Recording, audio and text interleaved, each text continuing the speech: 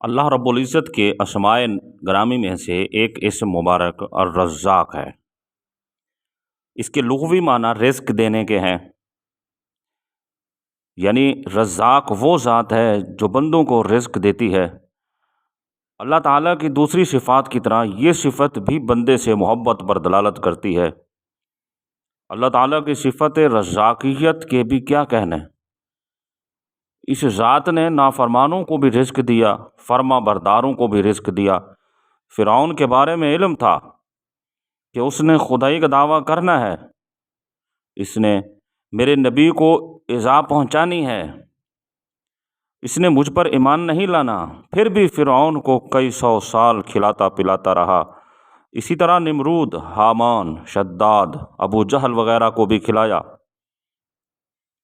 اسے خود ہی اندازہ لگا سکتے ہیں کہ اللہ تعالیٰ بندوں سے کتنی محبت کرتا ہے۔ حضرت ابراہیم علیہ السلام بڑے مہمان نواز تھے۔ ایک مرتبہ مہمان کے انتظار میں تھے کہ کوئی مہمان آئے، اس کے ساتھ بیٹھ کے کھانا کھاؤں۔ کافی دیر انتظار کے بعد ایک بوڑھا وہاں سے گزرا اور اسے پکڑا۔ حضرت ابراہیم علیہ السلام اپنے ساتھ لے کے آ رہے ہیں کہ اس کو میں کھانا کھلاؤں، تو راستے میں ہی اس سے نام پوچھا۔ اس بوڑھے نے نام بتایا کہ میرا نام عبد الشمس ہے۔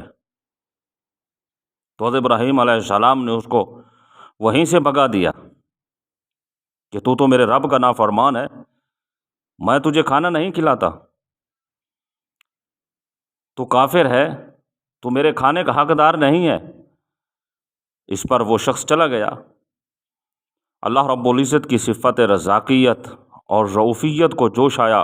اللہ نے حضرت ابراہیم علیہ السلام کو وحی کے ذریعے کہا کہ اے ابراہیم، 70 سال تک اس کو میں کھلایا پلایا ہے، میں نے اس کو طعنہ نہیں دیا۔ ابراہیم نے جب یہ سنا تو دوڑے اور مجوسی کو بلایا اور کھانا پیش کیا۔ وہ مجوسی واپس بلانے پر بڑا حیران ہوا۔ اس نے دوبارہ بلانے کی وجہ پوچھی تو حضرت ابراہیم علیہ السلام نے وحی کا تذکرہ کیا کہ میرے پروردگار نے تیری طرف مجھے بھیجا ہے۔ اس مجوسی نے جب یہ سنا تو کہنے لگا کہ اے ابراہیم، تیرا رب ایسا مہربان، تو پھر میں بھی مسلمان ہوں، میں بھی اللہ رب العزت پہ ایمان لے آتا ہوں۔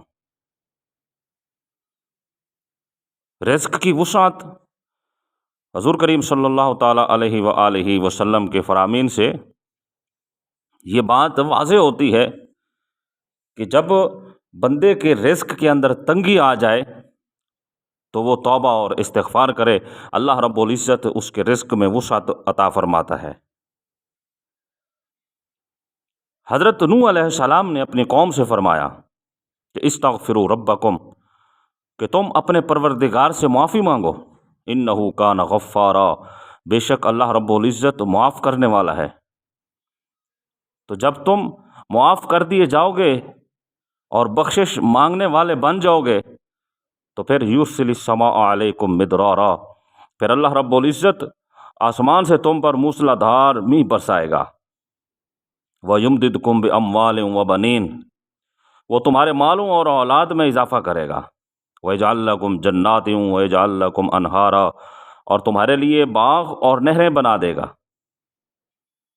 حافظ ابن کثیر اپنی تفسیر میں فرماتے ہیں کہ اگر تم اللہ تعالیٰ کے حضور توبہ کرو، اس سے اپنے گناہوں کی معافی مانگو اور اس کی اطاعت کرو، تو وہ تم پر رزق کی فراوانی فرما دے گا۔ آسمان سے باران رحمت نازل فرمائے گا، زمین سے خیر و برکت اگائے گا، زمین سے کھیتی کو نکالے گا، جانوروں کا دودھ مہیا کرے گا، تمہیں اموال اور اولاد عطا فرمائے گا، قسم و قسم کے میوہ جات والے باغات عطا فرمائے گا، اور ان باغوں کے درمیان نہریں جاری کرے گا۔ اور جب بندہ اپنے آپ کو اللہ رب العزت کے لیے فارغ کر لیتا ہے، اللہ کی عبادت کے لیے اپنے آپ کو فارغ کر لیتا ہے، تو اس سے بھی اللہ رب العزت اس انسان کے رزق میں برکت عطا فرماتا ہے، وسعت عطا فرماتا ہے۔ آپ صلی اللہ علیہ وسلم نے ارشاد فرمایا کہ بے شک اللہ رب العزت نے فرمایا کہ اے آدم کے بیٹے، میری عبادت کے لیے اپنے آپ کو فارغ کر، میں تیرے سینے کو تونگری سے بھر دوں گا اور لوگوں سے تجھے بے نیاز کر دوں گا۔ اور اگر تو نے ایسا نہ کیا، یعنی اپنے آپ کو میری عبادت کے لیے فارغ نہ کیا، تو میں تیرے ہاتھ بیکار کاموں میں الجھا دوں گا اور لوگوں کی طرف تیری محتاجی کو ختم نہ کروں دوں گا، اور تو ہمیشہ لوگوں کا محتاج ہی رہے گا، اور لوگ تیری ان ضروریات کو، تیری حاجتوں کو پورا نہیں کر سکیں گے۔ تو جو ذات محتاجی کو دور کر سکتی ہے، جو ذات رزق میں وسعت عطا کر سکتی ہے، اسی ذات کی طرف ہی ہمیں جانا چاہیے اور اسی کے لیے وقت نکالنا چاہیے۔ صلہ رحمی سے بھی اللہ رب العزت رزق میں وسعت عطا فرماتا ہے۔ صلہ رحمی یہ لفظ رشتہ داروں کے لیے ہوتا ہے، اور رشتہ دار سے مراد وہ لوگ ہیں جن میں باہمی نسبی تعلق ہو، خواہ وہ ایک دوسرے کے وارث ہوں یا محرم ہوں یا نہ ہوں۔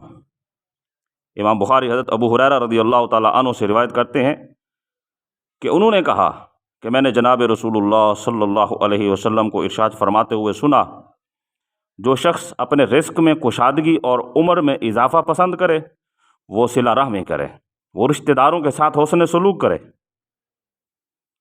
اور حسن سلوک صرف رشتہ داروں کے ساتھ ہی نہیں، کمزوروں کے ساتھ جب احسان کیا جاتا ہے تو اللہ رب العزت اس کے اندر بھی رزق میں اضافہ کر دیتا ہے۔ اس عمل کے بدلے میں اللہ تعالیٰ رزق میں فراوانی عطا کرتا ہے۔ کمزوروں کے ساتھ احسان کرنا، ان کی مدد اور ان کی خدمت کرنا، یہ حصول رزق کے ذرائع میں سے ایک بہت بڑا ذریعہ ہے۔ اس لیے حدیث طیبہ میں آتا ہے کہ آپ صلی اللہ علیہ وسلم نے ارشاد فرمایا، تمہیں اپنے کمزور اور ضعیف لوگوں کی وجہ سے نصرت ملتی ہے، مدد ملتی ہے، تمہاری مشکلات کو دور کیا جاتا ہے۔